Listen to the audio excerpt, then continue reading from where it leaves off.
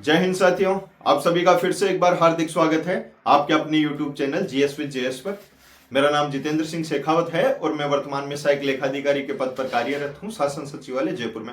आज हम जो बात करने वाले हैं वो अनुच्छेद 111 के बारे में बात करेंगे और बात करेंगे साथ ही राष्ट्रपति की जो वीटो पावर है उनके बारे में भी। अनुच्छेद 111 में लिखा हुआ है कि संसद द्वारा जब कोई विधेयक पारित होके और राष्ट्रपति के पास में हस्ताक्षर के लिए जाता है, साइन के लिए जाता है, तो राष्ट्रपति के पास में इसको लेकर के 3 विकल्प होते हैं। ये तीनों विकल्पों के बारे में बात करेंगे। साथ ही साथ हम देखेंगे कि राष्ट्रपति के पास में इस विधेयक के बारे में, इस बिल के बारे में वो अधिनियम बनता है जब राष्ट्रपति के हस्ताक्षर हो जाते हैं। उससे पहले वह विधेयक बिल कहलाता है। बिल कह दो चाहे विधेयक कह दो। तो यहाँ पे जो बिल है वो विधेयक है, उसको लेकर के राष्ट्रपति के पास में 3 विकल्प क्या रहते हैं। पहला विकल्प ये रहता है कि राष्ट्रपति उस पे जो है अपनी स्वीकृति दे सकता है, यानी कि उस पे हस्ताक्षर करता है और हस्ताक्षर के साथ में ही वह बिल या विधेयक अधिनियम का रूप ले लेता है। दूसरी शक्ति के बारे में हम बात करें तो दूसरी शक्ति है कि राष्ट्रपति उस पर अपनी सहमति देने के लिए अपनी सहमति को जो है सुरक्षित रख सकता है, और यह सुरक्षित रखने के संबंध में उसके पास में 2 प्रकार के वीटो पावर है।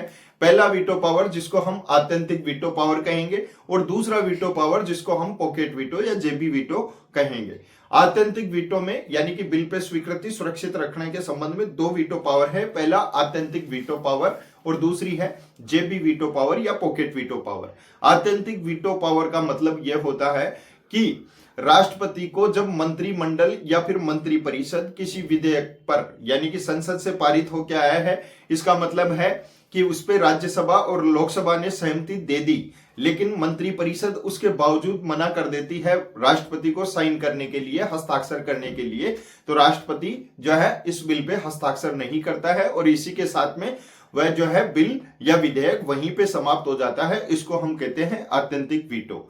अब मंत्रिपरिषद या मंत्रिमंडल उस पे जो है सहमति देने से राष्ट्रपति को क्यों मना करती है, तो पहला कारण तो यह होता है कि जब लोकसभा विघटित हो जाए, यानी कि लोकसभा से बिल पारित हो गया और बिल पारित होते ही लोकसभा जो है विघटित हो जाए और राष्ट्रपति ने उस पर साइन नहीं किए थे, अब नई लोकसभा के चुनाव होंगे, चुनाव में अगर दूसरे लोग चुन के आते हैं, नई सरकार बनती है, नई मंत्रिपरिषद बनेगी, नई मंत्रिमंडल बनेगी, तो वो उस विधेयक को मना कर सकती है साइन करने से राष्ट्रपति को उस विधेयक पर, उस बिल पर। तो एक प्रकार से तो लोकसभा जब विघटित हो जाती है और नई लोकसभा बन के आती है तो नए मंत्रिपरिषद का गठन होता है, तो उसके द्वारा उस बिल पे राष्ट्रपति को जो है साइन करने से मना किया जा सकता है। दूसरा कि मंत्रिपरिषद जो है बिल लेकर आती है, विधेयक प्रस्तुत करती है, तो उसको सरकारी विधेयक या सरकारी बिल के नाम से जाना जाता है, और मंत्रिपरिषद के अलावा अन्य सदस्यों के द्वारा यानी कि विपक्ष के द्वारा भी जो बिल लेकर आया जाता है उसको गैर सरकारी विधेयक या गैर सरकारी बिल कहते हैं। कई बार इस प्रकार के विधेयक भी जो है संसद में यानी कि लोकसभा से और राज्यसभा से पारित हो जाते हैं। तो गैर सरकारी विधेयक पर मंत्रिपरिषद वहां से पारित होने के बाद में राष्ट्रपति को कहती है कि आप इस बिल पे साइन मत कीजिए, तो राष्ट्रपति द्वारा उस पे सिग्नेचर करने से मना कर दिया, मतलब राष्ट्रपति नहीं करता है तो वह विधेयक या बिल वहीं समाप्त हो जाता है।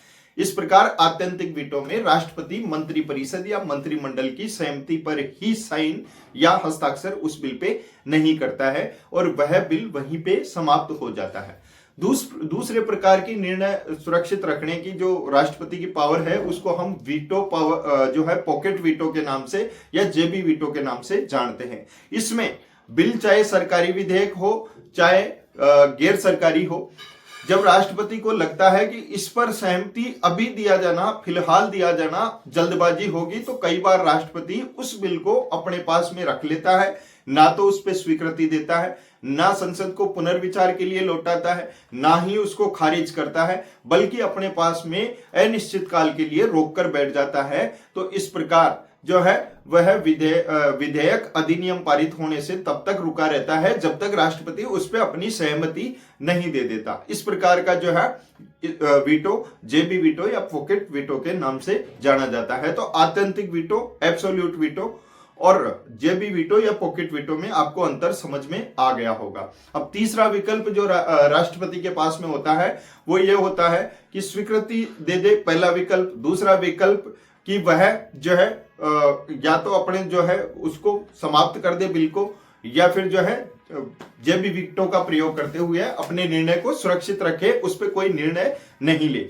तीसरा विकल्प जो है यह है, तीसरा विकल्प वह उस विधेयक को संसद को वापस पुनर्विचार के लिए लौटा सकता है और पुनर्विचार के बाद में यानी कि लोकसभा और राज्यसभा द्वारा उसको फिर से बहुमत से पारित करके और राष्ट्रपति के पास में भेजा जाता है।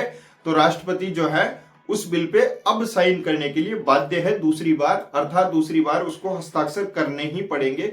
तो इस वीटो को एक बार जो संसद के पुनर्विचार के लिए जो भेजने की जो राष्ट्रपति की पावर है, इसको हम निलंबनकारी वीटो के नाम से जानते हैं। तो इस प्रकार राष्ट्रपति को 3 विकल्प हैं और 3 ही वीटो पावर हैं।